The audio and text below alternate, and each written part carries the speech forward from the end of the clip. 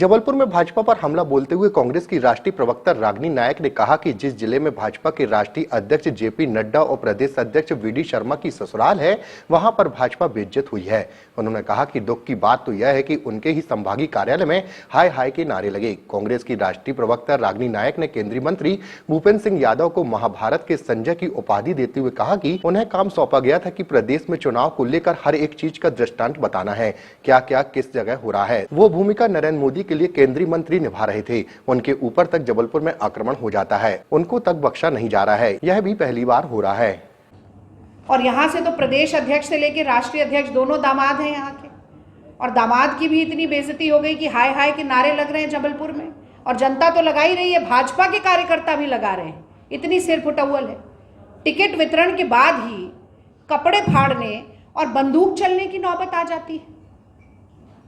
और मैं तो कहूंगी कि जो महाभारत में संजय की भूमिका थी कि वृतांत बताना है, दृष्टांत बताना है, क्या क्या हो रहा है किस किस जगह, वो भूमिका जो मोदी जी के लिए भूपेंद्र यादव केंद्रीय मंत्री निभा रहे थे, उनके ऊपर तक आक्रमण हो जाता है, उनको तक बख्शा नहीं जाता। ये भी पहली बार भाजपा के इतिहास में हो रहा होगा कि केंद्रीय मंत्री जो आकर बैठा है उसके कपड़े फटने की नौबत आ गई। इतना बड़ा डिवाइडेड हाउस है, इतनी सर फुटौल, खींचा तानी, ऊहापोह और असमंजस की स्थिति भारतीय जनता पार्टी के खेमे में है।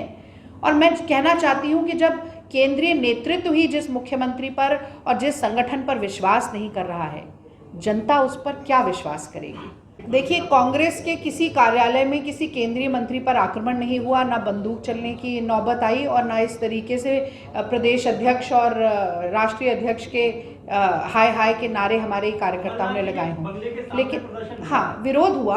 और विरोध, देखिए, विरोध और विसम्मति लोकतंत्र का हिस्सा है। हमारा बड़ा लोकतांत्रिक संगठन है। हम इसको ये नहीं मानते कि विरोध हुआ तो कोई बहुत बड़ी दिक्कत हो गई। आपके मूल सवाल पर आती हूँ, जिसका जवाब मुझे लगता है मैं दे चुकी हूँ।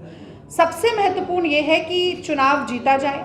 मुझे लगता है कि बहुत हद तक भारतीय जनता पार्टी के प्रत्याशी गौण हैं, क्योंकि वो किसी को खड़ा कर ले, एड़ी चोटी का जोर लगा ले। यहाँ सांसद लड़ रहे हैं। सबसे पहली हार मध्य प्रदेश में किसी प्रत्याशी की होगी तो वो राकेश सिंह की होगी। ये आप 3 दिसंबर को मेरी बात याद रखिए।